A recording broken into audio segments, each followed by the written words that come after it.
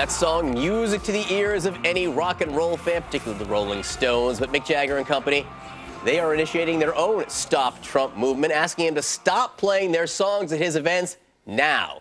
And they are just the latest group of musicians to make that request of the Trump campaign, the latest musician to make that request of many campaigns. Joining us now, Vanity Fair contributor Rich Cohen. He is the author of the new book, The Sun and the Moon and the Rolling Stones. Rich, great to have you with us. Great to be here. Look, I've covered a lot of campaigns. Every 4 years, some rock and roll band gets pissed off that a politician is playing their music at their rallies. To be honest, usually they get angry at Republican politicians. The artists, they tend to be more liberal. They're mad that their music's being played. You know the Rolling Stones. You know, what do you think they feel about their songs being played at Trump rallies?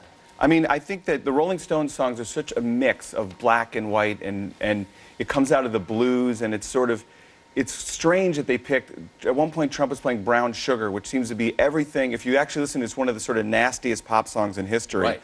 And it's as if, you know, Trump has no idea what it's about, because it goes so against everything that he's seemingly saying, which is the Rolling Stones are all about everybody, and Trump is all about him, not him, her, not her. Do you know what I mean? Drawing lines, and it's just kind of, to be mixed up with Donald Trump is just bad, and it's one protest they could make. Mick Jagger, Keith Richards, these guys engaged in U.S. politics at all?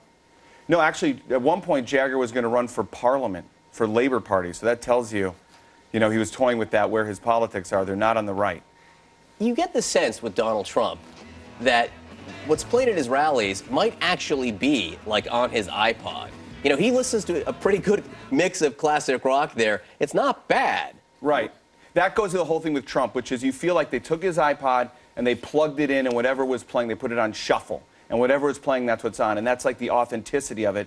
He's kind of a rock and roll candidate in a way, in that you don't know what's going to happen, and it's kind of chaotic.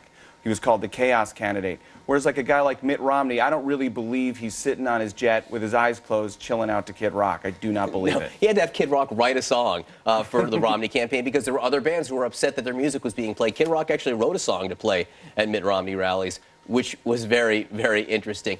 The Survivor this year in this campaign was mad, I think, because music was being played at a Huckabee. You know, Eye of the Tiger, right, is a song that every politician wants to play. I think Mike Huckabee was playing it, and they were mad at that. Why do these rock and roll stars care? Is there money involved here? There's not a lot of money involved, and mostly these guys are allowed to play the songs because they pay the fee to ASCAP that allows them to play it. I think it's kind of not really a brand thing, because I don't think anybody's going to blame the Rolling Stones for Donald Trump. I mean, I just think that it's sort of like they have a feeling against Donald Trump. It's sort of the opposite of what they are, and this is some way they can sort of resist and protest it to whatever extent it works, it works. And Donald Trump can keep playing it, but the thing is, it's kind of embarrassing, because it's like being at a party where the people don't want you. Yeah, I've been to a few of those. Yeah. Let's talk about your book, The Sun, the Moon, and the Rolling Stones. You went on the road with the Rolling Stones at an interesting time, right? It was the Steel Wheels tour? Yeah. No, it was Voodoo Lounge, you were telling me. Right. Which is what, like, you know, 2000, year 2000? No, it was like 1996, I think. I grew up as a gigantic Rolling Stones fan. It was the music coming from my brother's room that I was not allowed into. But when you went on the road with them, they were already grown-ups, right? They were already older men. What's it like to be on the road with a rock and roll band where they're not Well, that was a joke for me, which is my whole life I tried to get to this party, and I didn't even know if it existed, and I finally got to the party, and everyone at the party was old. Wearing reading glasses, probably. Yeah. I mean, it was interesting, because I remember seeing the Rolling Stones when I was a kid, and Mick Jagger would disappear for a song while Keith Richards sang a song, and we thought, what's he doing? He must be back there doing some kind of drugs or something, getting his energy up. And when I actually went, during the break, what he was doing was drinking a water and eating a power bar. Huh. How much longer do you think they can do this, the Rolling Stones? I think they will do it until they carry them out, honestly. I think if there's one Rolling Stone left, they'll be playing Rolling Stone songs. Their model is sort of guys like Muddy Waters and Howlin' Wolf, who at the end would sit and play in a chair. I mean, the thing is, this music is their entire life, and I think that, you know, what Keith Richards said to me is, for you, because I'm younger, there's always been the sun and the moon and the Rolling Stones.